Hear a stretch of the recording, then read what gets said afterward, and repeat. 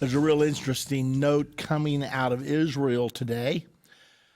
The education minister, Sar, hailed the Bible as the basis of Israel's culture, saying more transmission of Bible knowledge was insufficient, that there had to be a broad-scale effort by the nation of Israel to ingrain the love of the Bible into the nation of the people of Israel. Now, listen to this. This is coming from the government of Israel. The love of our Bible must be taught. He said this is the broad base of our national culture. If we don't teach the love of the Bible, this is the whole purpose for the nation of Israel. This is the whole identity of the nation of Israel. Wouldn't it be amazing if President Obama would say that about the Bible here in the United States? It's just as true here as it is in Israel. I mean, our entire system of law was based upon the Ten Commandments and on Christian principles. But now we're trying to distance ourselves from the very foundational principles upon which we were taught, and it's working. I mean, the United States is being fundamentally transformed right now from a nation based on Judeo-Christian values to a nation that's based on secular humanistic values, and that means communistic values. Socialism, government in control, government decides what's right and wrong instead of there being absolutes. However, it's really difficult to get some of those phrases out of our founding documents. One nation under God, indivisible, that we are endowed by our Creator with certain inalienable rights. Those are things that some people would like to get rid of, but they haven't been able to yet. You know, it's so interesting that I read recently that the dollar coin that they minted is going to be eliminated. It just has not been well received. And of course, that's the coin that they took "In God We Trust" off of the face of the coin and put it on the edge. If you look at it, you could turn the coin and say, "In God We Trust." You know what they did?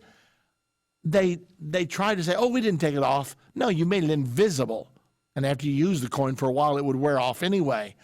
I'd like to know who was behind that. Who was the driving force behind the attempt to take "In God We Trust" off our money? We need to find out, and that person needs to be put out of government altogether. Well, anyway, that's not really what I want to talk to you about today, but I just thought it was tremendously interesting to see the headline. This comes from Israel National News, today's edition, actually. "The love of our Bible must be taught," says Education Minister Sar of the nation of Israel. Good statement. I wish someone in America had that kind of backbone, and maybe we'll get a president one of these days that will have that kind of a backbone and realize that our system of government will not work except with a Bible-based Christian people. This is government of the people, by the people, for the people, and Christianity teaches a person's self-government. I'm talking about true Christianity now. I'm not talking about the diluted type of Christianity that says if it feels good, do it. But I'm talking about true biblical principles. What we really need to center on today, however, is tremendous developments happening throughout the Middle East. Now, the reason this is so important and the reason we go back there day after day is because the Bible prophesies a war, the greatest war the world has ever known by far. Now, when I say those statements, I want to make sure you don't get tone deaf to it, because it's easy after you hear this and hear this and hear this for it to become like a well-sung song. You hear it, but you don't really realize any longer what you're hearing. So let me make sure you understand what I'm saying to you. Your Bible, you can pick it up off the shelf right now, open up to Revelation 9, verse 13 through 21. And there in verse number 15, you will find a prophecy of a war that will kill 1/3 of mankind. 1/3. Imagine it. You'll find a prophecy of a war coming that will kill over 2 billion people. Now, we had 52 million in World War II, the greatest war the world has ever known by far. Prior to 1900s, we'd never had a war with 1 million fatalities. Then we have World War I, 8.2 million dead. World War II, 52 million dead. World War III, it will read something like 2.3 billion, 40 times World War II. It's almost beyond grasping that we could see one person out of 3 on this planet destroyed. But it's coming, and it's coming from the area of the Euphrates River. It's coming from Syria, Turkey, Iraq, Iran. It's coming from this part of the earth. It specifically says it in verse number 14. Open your own Bible. You can read it for yourself. Revelation 9, verse 13 through 15. It says that there are 4 angels that are bound in the great river Euphrates, which were prepared for an hour, a day, a month, and a year for to kill the third part of mankind. Read it with your own eyes. Right there it is. And it's a prophecy whose time has come right now. It looks like we're seeing the ramp up. Now, I hope it takes a while. I would wish it wouldn't happen for another 10, 15, 20 years. However, I don't have much confidence in that because it looks like that 2012 is probably the perfect year. It looks like all the events are meshing together. I'm not predicting that. I certainly hope it doesn't happen. I wish it would never happen, but it is going to happen. The prophecies always come to pass. I just wish it would never happen. It's going to be so horrible. It's beyond human description, really. Nevertheless, it is coming, and it's coming from this part of the world, and our news, story after story after story, is emanating from this part of the world right now. I'm looking at an article from Debka File, today's edition. Qatar builds Sunni intervention force of Libyan Iraqi terrorists against Assad. The Qatar oil emirate, encouraged by its successful participation in the campaign to overthrow Libya's Muammar Gaddafi, has established a Sunni Arab intervention force to expedite the drive for Syrian President Bashar Assad's ouster. The new highly mobile force boosts the anti-Assad Free Syrian Army, whose numbers have jumped to 20,000 fighters, armed and funded by Qatar, and now forming into military battalions and brigades at their bases in Turkey. When they saw the Syrian massacre continuing unabated this month, the Qatari and Saudi rulers approved a crash program for the Qatari Chief of Staff, Major General Hamas Ali al-Attiyah, to weld this mobile intervention Sunni Muslim force out of al-Qaeda-linked operatives for rapid deployment on the Turkish-Syrian border. Okay, now let's catch our breath for a moment. Let's look at this. When we talk about a Sunni Muslim force, that's as opposed to a Shia Muslim force. We know that about 15% of the Muslims are Shia, the 85% are Sunni.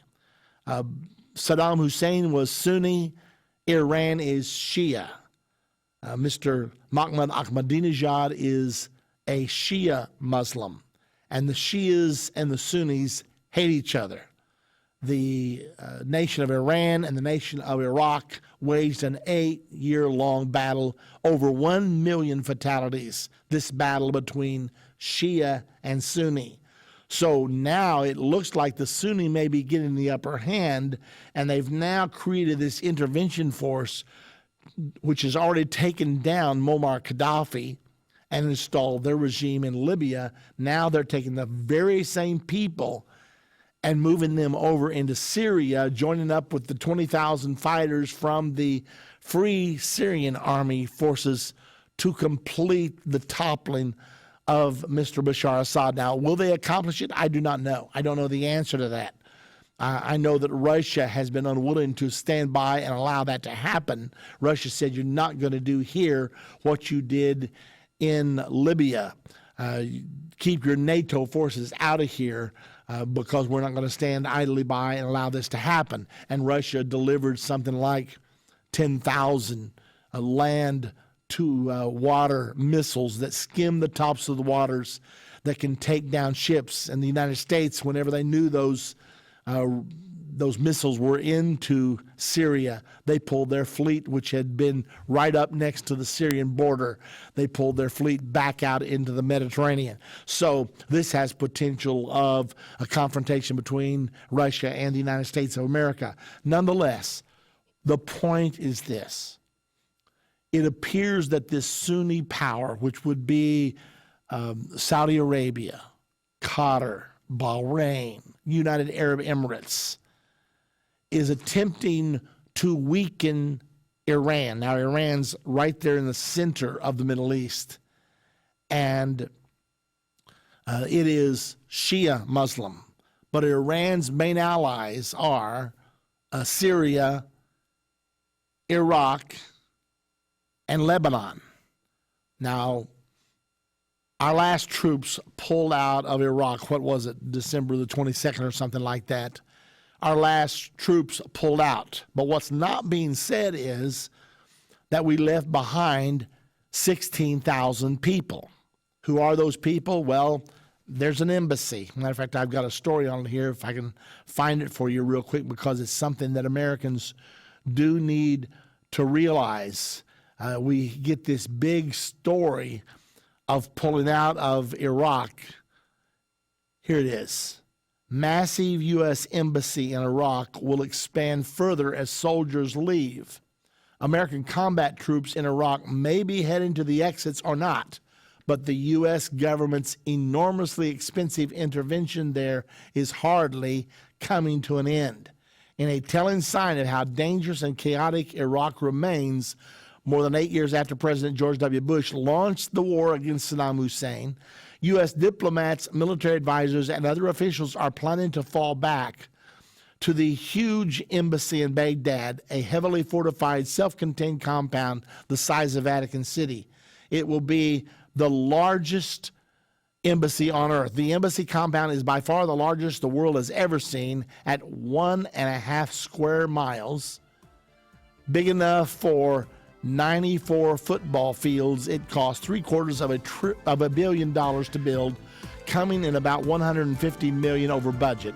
Inside its high walls, guard towers, and machine gun emplacements lie not just the embassy itself, but more than 20 other buildings, including residential quarters, a gym, and a swimming pool.